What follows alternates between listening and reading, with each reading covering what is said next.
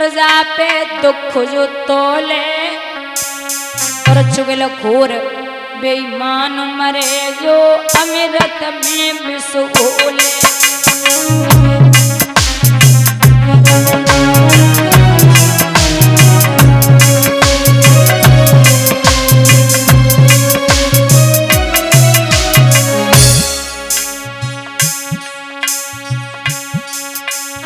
साधु वो मर जाए, अरे नहीं अरे सो ध्यान लगावे। पंच तो वो मर जाए जो दारू पी के न्याय करावे।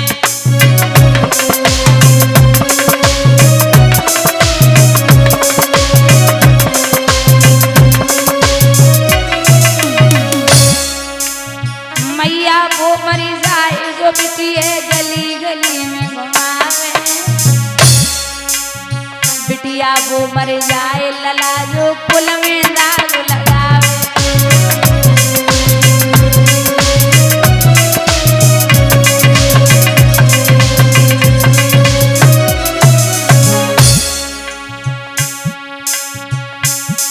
एक गुरु तो वो मर जाए लला चेला सो ज्ञान छिपावे। चेला वो मर जाए गुरु की सीख चित्त नहीं लावे।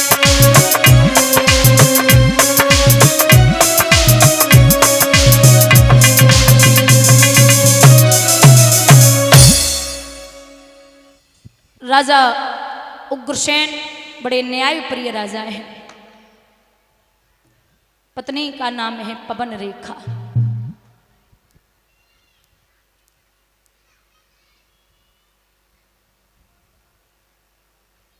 पत्नी है पवन रेखा। राजा उग्रसेन के 9 बेटे हैं। परीक्षित कितने हैं? 9 बेटे हैं। और जो कंस है, ये प्रमाण है, आप सबने ही कथा सुनी है कि दुर्मिलिक नामक राक्षस से पैदा हुआ। कंस जब 5 वर्ष का था तो गांव के बच्चन को खेलने के बहाने ले जाए, काऊ को गला घोंट दे, काऊ को धरती में दबोच दे। 11 साल का हुआ, कोई महात्मा आ रहे, बोले रास्ता बताइए, ले जाके कुएं में डाल देता, लो जिंदगी भर मथुरा में घूमो। 18 साल का हुआ तो जवान लड़के इसके साथ में हैं, बेटियों को परेशान कर रहा है। बेटियों के पिता राजा उग्रसेन के पास पहुंचे। महाराज, राजा का यही सलूक जो अपनी प्रजा को इस तरह का न्याय दे। हालत बेटियों की देखी तो उग्रसेन ने कहा कि इनकी हालत किसने की है? आपके बेटा कंस ने। बुलाया जाए। कंस को बुलाया गया। बोले लड़कियों की हालत तूने की है? कंस बोले जी मैंने ही की है, कोई कमी रह गई? बोले अगर तेरी बहन बेटी की ऐसी हालत कर दी जाए तो तू क्या करेगा? कंस बोला जबान संभाल के बात करिए, अगर मेरी बहन की तरफ कोई उंगली उठाएगा दोनों भुजाएं कटवा दूंगा, अगर कोई नेत्र उठाएगा दोनों नेत्र निकलवा दूंगा। तो उग्रसेन कहते कि अगर तू किसी बहन बेटी के पीछे पड़ा है, अगर तू किसी बहन बेटी के पीछे पड़ा है तो याद रख तेरी बहन बेटी के पीछे भी कोई खड़ा है। बोले ज्ञान तो हमें बचपन से ही पसंद ना, तुम हमें ज्ञान दे रहे हो। जाओ हथकड़ी बेड़ियां जंजीरें लो और पिता को काल कोठरी में डाल दो। श्रृंगार करवा के पिता को काल कोठरी में डाल दिया। कंस मथुरा नगरिया का राजा बन गया। नई नई उम्र की लड़कियों को पापी ने घर में जोड़ा था। बाहर की दशा कहूं कैसे नौकरशाही का दौड़ा था। हालत खराब है। ऐसी विलक्षण दशा, दिन प्रतिदिन व्याकुल होने लगे लोग। पृथ्वी मैया त्राहे त्राहे करने लगी। त्राहे त्राहे में नाथ पुकारी, आए हैं हम शरण तुम्हारी। बेग उपाय करो तुम जाई, नहीं तो जाए रसातल भाई। भगवान बोले कि चिंता ना करो, आप एक काम करिए। क्या?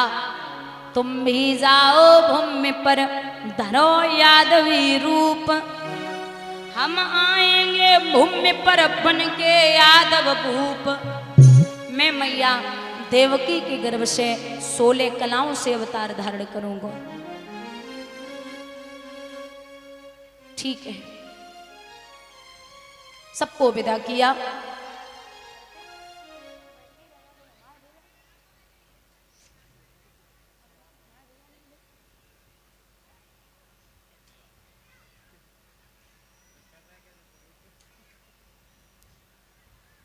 यहां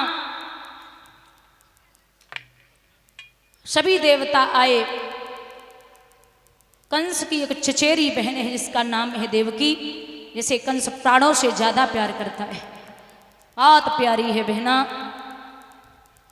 जो चाचा देवक की बिटिया है वो विवाह के योग्य हुई तो उनका रिश्ता बटेश्वर के रहने वाले सूरसेन, बटेश्वर के रहने वाले सूरसेन उनके पुत्र वसुदेव के लिए अपनी बहन का रिश्ता पक्का कर दिया।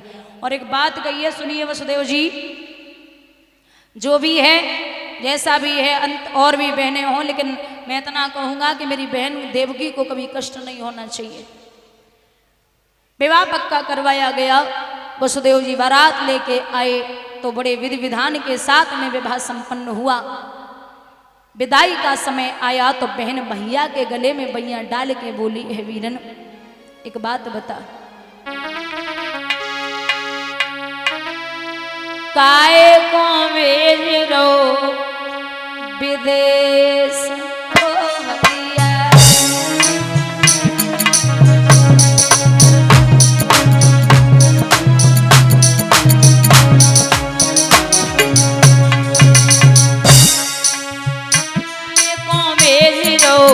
विदेश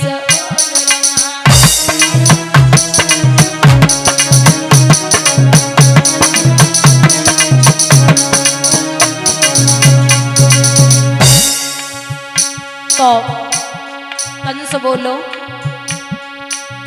सास ससुर की सेवा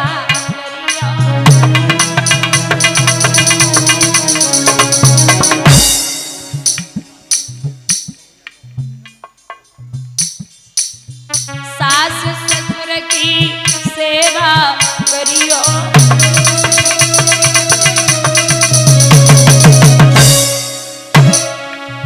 पतिव्रत धर्म मेरी बहन निभैया।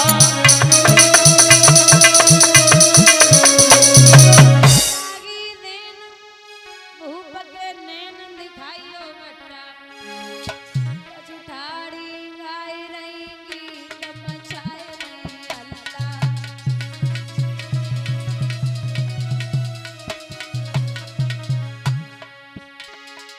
दरिद्र मोर उतारी रही उच्चारी धरो नहीं कट्टा, बांधुई दूल्हा एक नारी परे वो रट्टा।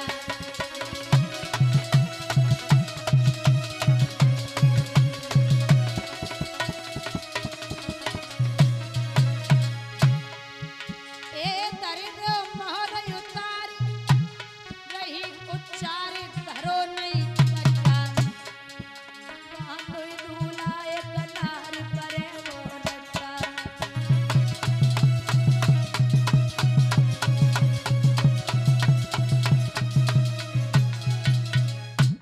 सबने समझाया लेकिन ना माने।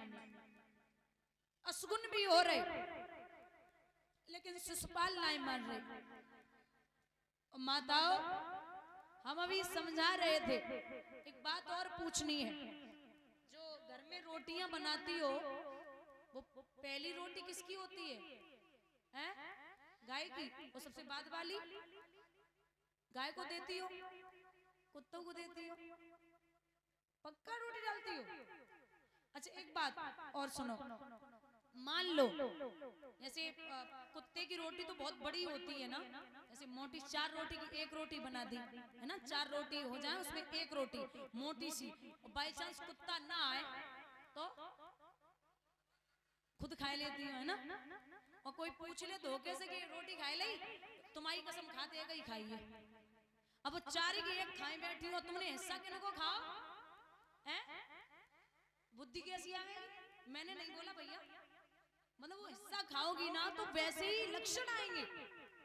तो अगर जग को हिस्सा है ना बाई देवे, अगर गाय घर में, वैसे तो गाय पालनी है, पालनी चाहिए, क्योंकि अगर सनातनी है तो घर में तुलसी का पौधा चाहे घर के अंदर हो चाहे घर के बाहर हो, और एक गाय घर में बहुत जरूरी है। बोलिए गोविंद भगवान की।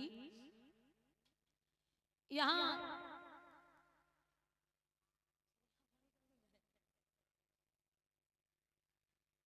जब शिशुपाल नाय माने चलते जा रहे, रुक्मणी ने सुना है कि शिशुपाल आ चुका, तो भगवान को याद करके बोली, अरे ओ बिहारी आप कहाँ हैं?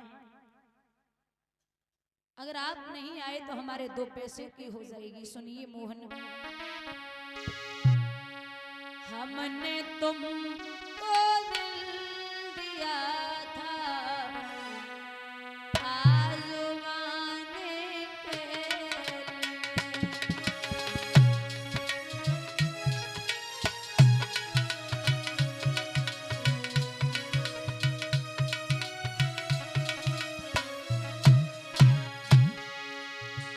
हमने तुमको दिल दिया था आजमाने के लिए, हाथ बरसाओ कलेजा दिल लगाने के लिए।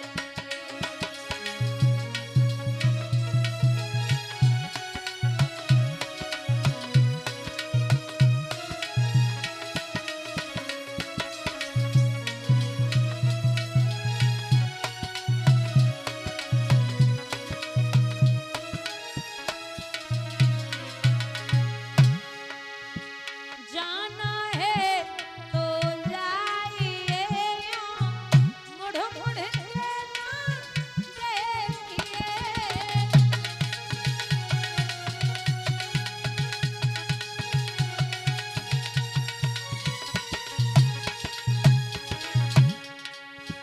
हम भी कोई ढूंढ लेंगे दिल लगाने के लिए।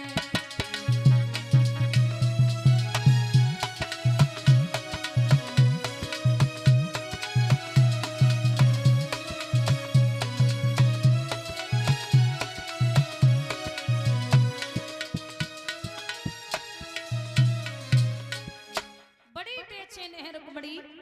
और दादा ये कृष्ण की भक्त है रुक्मणी। किसकी है? कृष्ण की।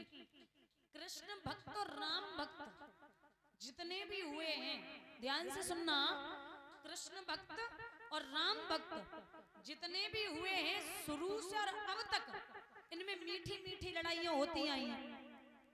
सूरदास जी जो है वो कृष्ण के भक्त हैं और तुलसीदास जी राम के भक्त हैं। तो तुलसी बाबा रोज कहा करते थे सूरदास से कि वो चोर है, वो चोर की पूजा मत करो। जने माखन चुरा चुरा के गुजर करी, वो तुम्हें का खिलावेगो, का पेट भरेगो, अरे वह चोर की पूजा छोड़ दे। लेकिन तुलसी बाबा की बात नहीं सुनते। एक दिन जब थक गए सुनते सुनते, तो सूरदास बोले तुम्हारा रोज रोज का हो गया, आज एक काम करो। बोले क्या? एक बड़ी सी तराजू मंगाओ, और तराजू में हम अपने कृष्ण की प्रतिमा लेके बैठेंगे एक तरफ पलड़ा में, और एक तरफ आप राम की प्रतिमा लेके बैठेंगे, और आज से जो पलड़ा भारी हुआ उसी की पूजा होगी, मैं पूजा छोड़ दूंगा। बोले ठीक है, बहुत अच्छी बात। एक बड़ी सी तराजू मंगाई गई बुजुर्गों।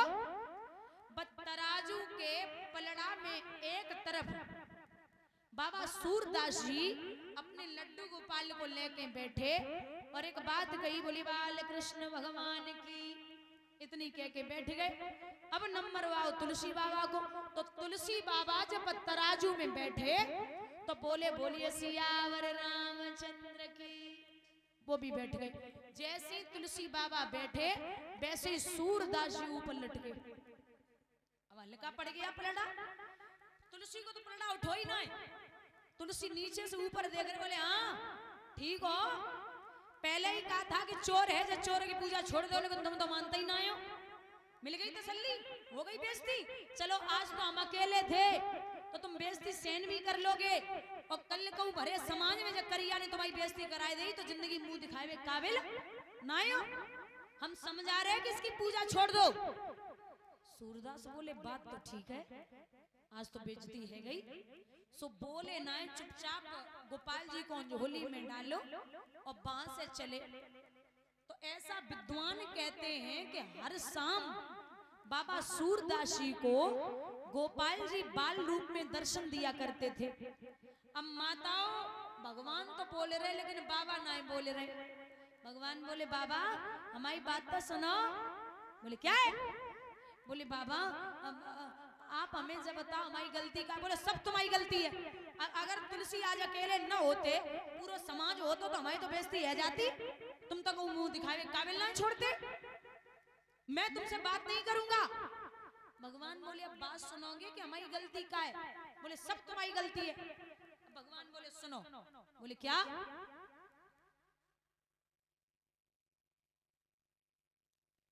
बोले सुनिए, पहली बात तो ये है कि जब बैठे थे बाल कृष्ण जी को लेके तो आपने क्या कहा था? बोले मैंने कहा था कि बाल कृष्ण भगवान की जय। और जब तुलसी बाबा बैठे तो उन्होंने कहा क्या था? बोले उन्होंने कहा था सियावर रामचंद्र की जय। तो बोले बाल कृष्ण तुम डेढ़ ही तो भय, और तुलसी और राम और सीता कितने है गए? 3।